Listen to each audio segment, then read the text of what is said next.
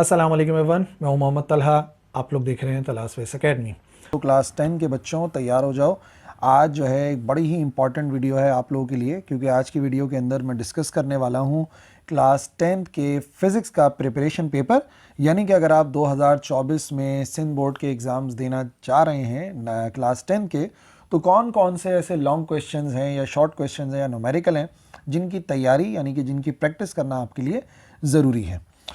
तो इस वीडियो को मुकम्मल देखना, क्योंकि लास्ट टाइम ऐसा हुआ बच्चों ने जो है वो पीडीएफ डाउनलोड कर लिया और तैयारी कर ली, लेकिन जो इंपॉर्टेंट पॉइंट, जो इंपॉर्टेंट बातें मैं समझाता हूँ उस टॉपिक के हवाले से उनको डिस्कस नहीं करा। बाद में जब मैंने बोला कि भाई वीडियो तो जाके देखो, तो कह रहे हैं कि नहीं, हमने तो सिर्फ जो है वो पीडीएफ डाउनलोड करा था।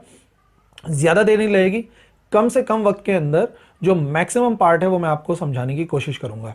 ठीक है, तो पीडीएफ मिल जाएगा आपको, कॉपी पेंसिल की ज़रूरत नहीं है, अभी समझने की ज़रूरत है। हाँ, एक काम कर लो कि जो इंपॉर्टेंट पॉइंट्स हैं उनको ज़रूर अपने पास मार्क करके रख लो, जो मैं किसी भी टॉपिक के हवाले से आपको बता रहा हूँ। फिर आप जो है वो पीडीएफ डाउनलोड करके तैयारी को स्टार्ट कर सकते हैं।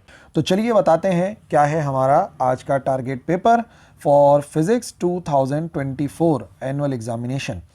सबसे पहले अगर आप पीडीएफ को ओपन करेंगे, जो कि आपको डिस्क्रिप्शन से मिल जाएगी, उसमें आप देखेंगे यहाँ पर जो है वो वेबसाइट का लिंक है। ये हमारी जो वेबसाइट है, इसके ऊपर जाकर आप जो है वो नोट्स फ्री में डाउनलोड कर सकते हैं, या कोई भी क्वेरी है वहाँ से आप हल कर सकते हैं। नोट्स मिल सकते हैं वहाँ पर, न्यूमेरिकल मिल सकते हैं और वीडियो लेक्चर्स भी मिल सकते हैं। और इन केस अगर ये वीडियो आपको व्हाट्सएप या इंस्टाग्राम या किसी और प्लेटफॉर्म के थ्रू मिली है और आपको नहीं पता, तो हमारा एक यूट्यूब चैनल है तलाश वेस एकेडमी के नाम से, आप इस पर क्लिक करके उस चैनल पर जा सकते हैं और वीडियो लेक्चर्स देख सकते हैं। क्लास 10 के प्लेलिस्ट में आपको मिल जाएंगे। और ठीक है, स्टार्ट करते हैं। सबसे पहला जो हमारा चैप्टर है, चैप्टर नंबर 10 है जनरल वेव्स प्रॉपर्टीज़। अच्छा, हमारा टारगेट पेपर जो है उसको अरेंज इस तरीके से किया हुआ है कि डेफिनेशन, डिफरेंसेस वगैरह, फिर क्वेश्चंस और फिर न्यूमेरिकल्स ना अलग अलग करके। तो सबसे पहली बात, चैप्टर 10 से अगर आपने डेफिनेशंस तैयार करनी है तो आपने वेव फ्रंट की डेफिनेशन को तैयार करना है। ठीक है, डिफरेंसेस के अंदर आपने मैकेनिकल, इलेक्ट्रोमैग्नेटिक वेव्स के दरमियान में डिफरेंसेस तैयार करने, ज़्यादा से ज़्यादा 6, कम से कम 4 डिफरेंसेस आपको पता होने चाहिए। और ट्रांसफर्स और लॉन्गिट्यूडनल वेव्स के दरमियान के डिफरेंस भी आपको पता होने चाहिए। शॉर्ट डिफरेंसेस होंगे तो 3 डिफरेंसेस लिखने होते हैं, लॉन्ग होंगे तो ज़्यादा ही पूछे जा सकते हैं। तो बहरहाल कम से कम 3 डिफरेंसेस आपको पता होने चाहिए। इस चैप्टर से जो क्वेश्चन मैंने आपको दिया है याद करने के लिए, जो मुझे लगता है कि इस चैप्टर से बड़ा इंपॉर्टेंट है, वो ये है कि आपने एसएचएम को डिफाइन करना है और फिर डिस्क्राइब करना है कि मोशन ऑफ सिंपल पेंडुलम जो है वो सिंपल हार्मोनिक मोशन है। ठीक है ना, लॉन्ग क्वेश्चन है, ये आ सकता है लॉन्ग के अंदर। बाकी न्यूमेरिकल जो है ज़्यादा रखें, क्योंकि इस चैप्टर के अंदर जो न्यूमेरिकल है ना, वो अगर आप अच्छे तरीके से तैयारी कर लोगे तो आगे आने वाले जो चैप्टर्स हैं उनमें भी बहुत फ़ायदा हो जाएगा। तो मैंने इसके न्यूमेरिकल ज़रा ज़्यादा रखें, 1, 3, 5, 6, 7, 8। वेव से रिलेटेड भी न्यूमेरिकल हैं, स्प्रिंग वाले केस से भी रिलेटेड है, सिंपल पेंडुलम से भी रिलेटेड है। तो ओवरऑल जनरल वेव्स प्रॉपर्टीज़ की जो न्यूमेरिकल है ना वो इंपॉर्टेंट है। इन सब न्यूमेरिकल्स की आपने प्रैक्टिस करनी है, सॉल्व करना है। ठीक है ना, ऐसा नहीं है कि सिर्फ देख लेना है कि ऐसे सॉल्व हो रहा है, उसको आपने खुद से सॉल्व करना है, एक से ज़्यादा मरतबा, जिसे प्रैक्टिस करना कहते हैं। अच्छा जी, दूसरा चैप्टर हमारा चैप्टर नंबर 11 है, यानी कि साउंड। साउंड से आपने कुछ डेफिनेशंस याद करनी है, टाइम पीरियड, फ्रीक्वेंसी, वेवलेंथ। ये जो डेफिनेशन है ये जनरल वेव्स प्रॉपर्टीज़ में भी आप याद कर सकते हैं, यहाँ पे भी याद कर सकते हैं। तो मैंने इनको साउंड में रखा है, आप साउंड में इनको याद रखेंगे। बाकी बीट्स का एक टॉपिक है, बीट्स की फॉर्मेशन या बीट्स किस तरीके से होती हैं, क्या होती हैं बीट्स, वो यहाँ पर आपने कवर करना है चैप्टर नंबर 11 से। डिफरेंसेस इस चैप्टर में आपको एक मिलेगा, वो होगा साउंड और नॉइज़ का डिफरेंस, कि साउंड और नॉइज़ में जो है वो क्या डिफरेंस है। तो जैसे कि मैंने बताया, कम से कम 3 डिफरेंसेस आपको पता होनी चाहिए साउंड और नॉइज़ के दरमियान में, जो कि आप याद करेंगे। अच्छा, लॉन्ग क्वेश्चन हो सकता है, what are the ultrasounds, ultrasounds क्या हैं और उनकी 2 एप्लीकेशन। कोई सी 2 एप्लीकेशन जो आपने जो है वो अल्ट्रासाउंड्स की याद करनी, बहुत सारी हैं, ज़्यादा याद कर लो तो अच्छी बात है। पेपर में कम से कम जो है वो आपको 2 तो लाजमी तौर पे याद होनी चाहिए, लिखनी आनी चाहिए आपको। दूसरा सवाल इस चैप्टर से रखा है, explain 2 factors which affect the speed of sound. Speed of sound को अफेक्ट करने वाले जो दोनों के दोनों फैक्टर्स हैं उनको आपने लिखना है, जिसके अंदर जो है वो ह्यूमिडिटी शामिल है और टेम्परेचर शामिल है। तो दोनों को जो है वो आपने अच्छे तरीके से याद करना है, और फार्मूला वाइज जो एक्सप्लेन किया गया है मैथमेटिकली, वो भी आपने जहन में रखना है। बाकी जनरल वेव प्रॉपर्टीज़ के न्यूमेरिकल की अगर अच्छे से प्रैक्टिस कर लोगे तो यहाँ पे 1 to 4 न्यूमेरिकल आपके लिए काफ़ी होंगे। ठीक है ना, मैं आपको बता रहा हूँ, बस ये बहुत है, न्यूमेरिकल की अच्छी तैयारी हो जाएगी चैप्टर 10 और 11 की। फिर चैप्टर नंबर 12 की बारी आती है इलेक्ट्रोमैग्नेटिक स्पेक्ट्रम की। चैप्टर नंबर 12 जो है, यहाँ से डेफिनेशन दो हैं। आप डिस्पर्जन की डेफिनेशन याद रखिए, डिस्पर्जन ऑफ लाइट क्या है, स्पेक्ट्रम क्या है वगैरह, और रेनबो।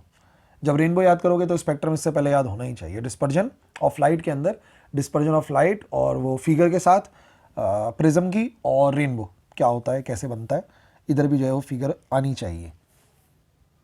क्वेश्चन में तीन इंपॉर्टेंट यूजेस हैं इलेक्ट्रोमैग्नेटिक वेव्स के। जितने भी यूजेस हैं सबको याद कर लो, कोशिश करो पूरे के पूरे याद करो, लेकिन कम से कम शॉर्ट में आएगा तो 3 यूजेस जो है आपने इलेक्ट्रोमैग्नेटिक वेव्स के लिखने होंगे। याद कर लो सारे तो अच्छी बात है। इलेक्ट्रोमैग्नेटिक वेव्स क्या होती हैं, उनकी डेफिनेशन और उनकी जो इंपॉर्टेंट कैरेक्टरिस्टिक्स थी अलग से गिवन है, कैरेक्टरिस्टिक्स के नाम से नोट्स में भी है, और अगर आप बुक से याद करना चाहते हो तो बुक से भी याद कर सकते हो।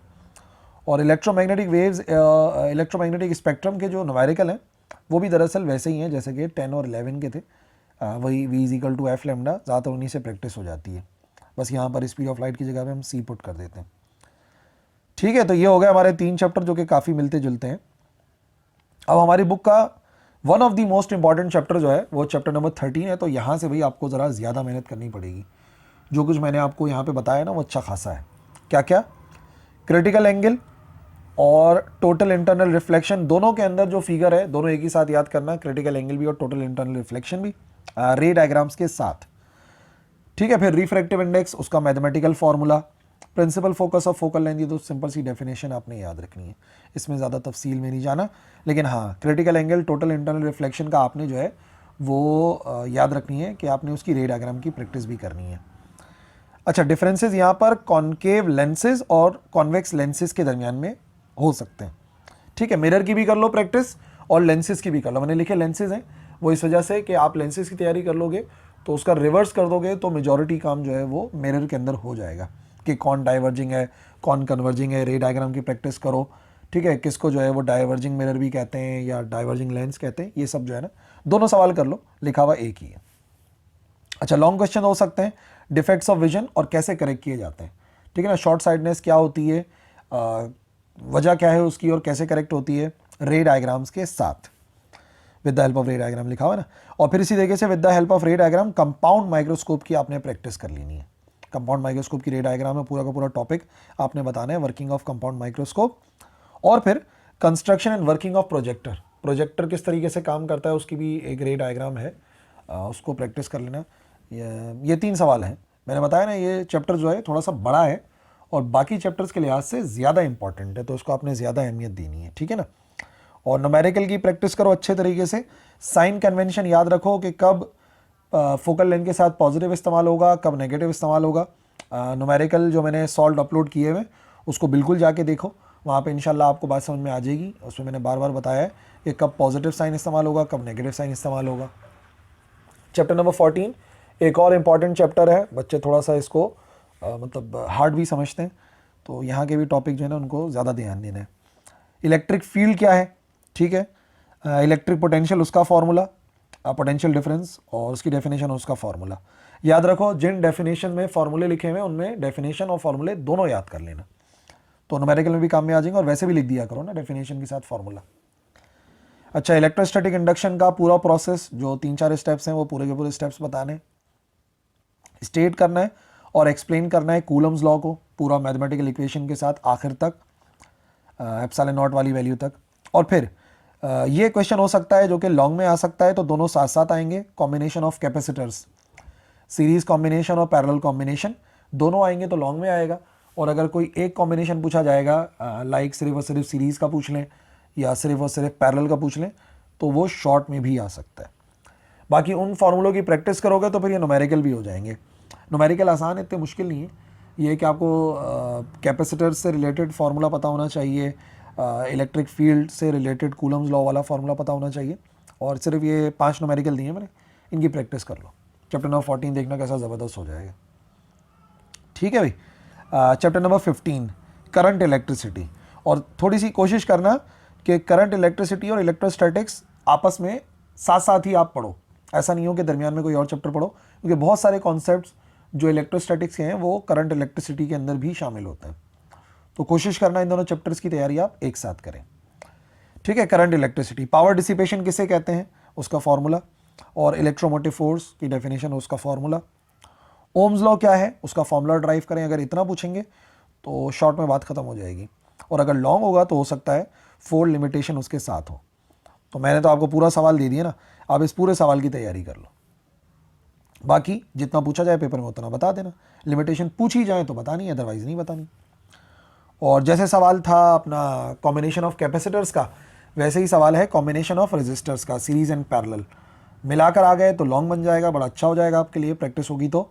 और शॉर्ट में सिर्फ सीरीज या सिर्फ पैरेलल पूछा जा सकता है। और एक और शॉर्ट क्वेश्चन दिया है मैंने, इलेक्ट्रिक पावर को स्टडी कर लेना। ठीक है, और न्यूमेरिकल की प्रैक्टिस कर लो, ओम्स लॉ वाली और जो भी हैं 1 3 4 5 6 इनकी प्रैक्टिस कर लो। 5 न्यूमेरिकल दिए हैं करंट इलेक्ट्रिसिटी से रिलेटेड भी। फिर आ जाओ चैप्टर नंबर 16 पे, इलेक्ट्रोमैग्नेटिज्म।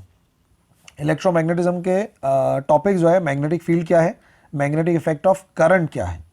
ठीक है, तो वो पूरा जो है ना राइट हैंड रूल आपने जहन में रखना है, दोनों राइट हैंड रूल ना, फोर्स वाले भी और ये वाला भी, जो मैग्नेटिक इफेक्ट ऑफ करंट वाला होता है। स्टेट और एक्सप्लेन करना है फैराडेज लॉ को और फिर लेंजेस लॉ को, दोनों को एक्सप्लेन करना है। फैराडेज लॉ क्या है, लेंजेस लॉ क्या है, पूरी मैथमेटिकल एक्सप्रेशन जो है ना वो साथ के साथ बतानी है फैराडे की, और लेंस में भी इस्तेमाल हो ही जाती है वो नेगेटिव साइन। अच्छा जी, इलेक्ट्रिक मोटर क्या है, और एक्सप्लेन करें construction and working of DC motor. DC motor की जो वर्किंग है वो आपने एक्सप्लेन करनी है। जनरेटर तो खैर छोटा टॉपिक है। बाकी ट्रांसफार्मर एक इंपॉर्टेंट टॉपिक है, न्यूमेरिकल के लिहाज से भी और थ्योरी के लिहाज से भी। ट्रांसफार्मर क्या है, दोनों टाइप्स ऑफ ट्रांसफार्मर क्या होते हैं, ठीक है, प्रिंसिपल वगैरह सब बताना है म्यूचुअल इंडक्शन के साथ। ये प्रिंसिपल जो है ना जिस पर काम करता है वो म्यूचुअल इंडक्शन है, और एक्सप्लेन करनी है उसकी टाइप्स, जैसे कि मैंने आपको बताया मैथमेटिकल एक्सप्रेशन के साथ, यानी ट्रांसफार्मर का पूरा टॉपिक है। ठीक है ना, पूरा टॉपिक कवर होगा ट्रांसफार्मर का। बाकी 4 न्यूमेरिकल हैं और ये 4 ही काफ़ी हैं। अच्छा जी, इंट्रोडक्टरी इलेक्ट्रॉनिक्स पर आ जाओ तो डेफिनेशन थर्मोनिक इमिशन उसकी डायग्राम के साथ, और इलेक्ट्रॉन गन उसकी डायग्राम के साथ। ठीक है, दोनों आप जो है वो डायग्राम के साथ ही कीजिएगा। और वैसे भी जब इलेक्ट्रॉन गन की थोड़ी सी प्रैक्टिस हो जाएगी तो उसका ये लॉन्ग क्वेश्चन में भी काम में आ जाएगा ना, कैथोड रे ऑसिलोस्कोप के अंदर, ये मैंने रखा हुआ है इधर। अच्छा, डिफरेंस में एनालॉग और डिजिटल सिग्नल के काफ़ी सारे डिफरेंसेस हैं, आप 6 याद कर लें, 3 पूछे जाएंगे या 6 पूछे जाएंगे, इससे तो हो नहीं सकता। अच्छा जी, क्वेश्चन 2 रखे थे ना, एक तो है working of CRO, cathode ray oscilloscope. काफ़ी लंबा टॉपिक है, मैंने नोट्स में दिया हुआ है, उसको आप थोड़ा सा देख लो कितना लिखना है, क्योंकि वर्किंग पूछी जा रही है ना पूरी, तो उसके अंदर डायग्राम भी आएगी और बाकायदा एक्सप्लेन किया जाएगा कि चारों के चारों जो फैक्टर्स है, वाई गेन क्या है और टाइम गेन क्या है, ये सारी पूरी जो वैल्यूज़ वहाँ पर रहती हैं, 4 चीज़ें लिखी हुई हैं। और दूसरा अहम सवाल है, इनमें से सारे गेट्स की प्रैक्टिस करो, उनके ट्रुथ टेबल की प्रैक्टिस करो, सर्किट सिंबल की प्रैक्टिस करो। जाहिर सी बात है पूछे तो नहीं जाएंगे सारे, लेकिन आप प्रैक्टिस सबकी करके रखें। अब जो भी पूछा जाए और के बारे में पूछा जाएगा तो और का ट्रुथ टेबल, उसका जो सर्किट सिंबल है वो बताना है। ठीक है ना, सबकी, और एंड नॉर और नैंड चारों की प्रैक्टिस कर लो। और अगर ज़्यादा लोड ना पड़ रहा हो तो नॉट को भी देख लेना, नॉट में कौन सा कोई टाइम लगने वाला है, लेकिन ये 4 लाजमी है, जो 4 मेंशन करे हैं ये लाजमी है। ठीक है ना। अच्छा जी, chapter number 18 information communication technology, सबसे कम इसी चैप्टर से ही है। एक ही क्वेश्चन दिया है मैंने, मेन कंपोनेंट्स याद कर लो, CBIS के कंप्यूटर बेस्ड इंफॉर्मेशन सिस्टम, पूरा सवाल है मेन कंपोनेंट्स के अंदर, उसको देख लेना एक मरतबा। और डेफिनेशन फ्लैश ड्राइव और storage devices, I think it's enough. इस चैप्टर से कम ही आता है 18 और 19 से, तो अगर इतने की स्टडी कर लोगे काफ़ी हो जाएगा। ठीक है, chapter number 19 atomic structure. Atomic structure से डेफिनेशन आने के चांसेस हैं।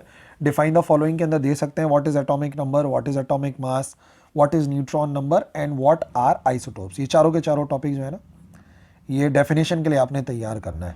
और अगर कोई लॉन्ग क्वेश्चन बना अगर, तो वो एक ही हो सकता है, और वो है रदरफोर्ड का जो एटॉमिक मॉडल है ना, ये वाला, कि रदरफोर्ड एक्सपेरिमेंट क्या था एटॉमिक मॉडल को बताने के लिए। तो यही टॉपिक मिलेगा आपको इस चैप्टर के अंदर इंशाल्लाह। चैप्टर नंबर 19 की भी तैयारी हो जाएगी। अच्छा, ये तो आपको पता ही होगा कि चैप्टर नंबर 17 में कोई न्यूमेरिकल नहीं है, 18 में कोई न्यूमेरिकल नहीं है और 19 में भी कोई न्यूमेरिकल नहीं है।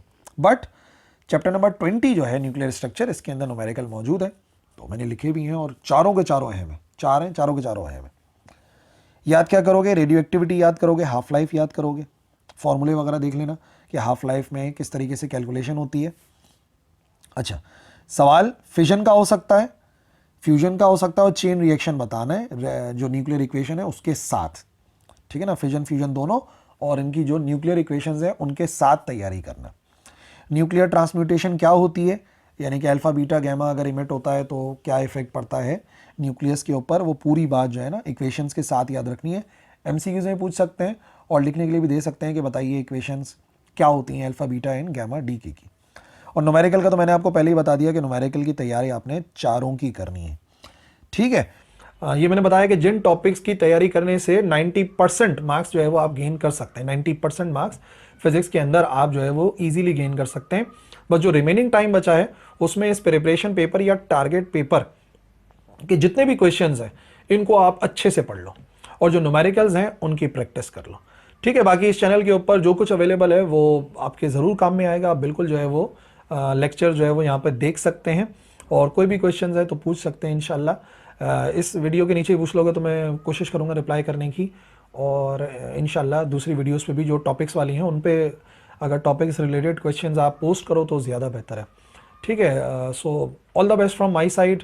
और भी कुछ मदद अगर मैं कर सकता हूँ तो बिल्कुल आप पूछ सकते हैं। Thank you very much. अल्लाह हाफिज़।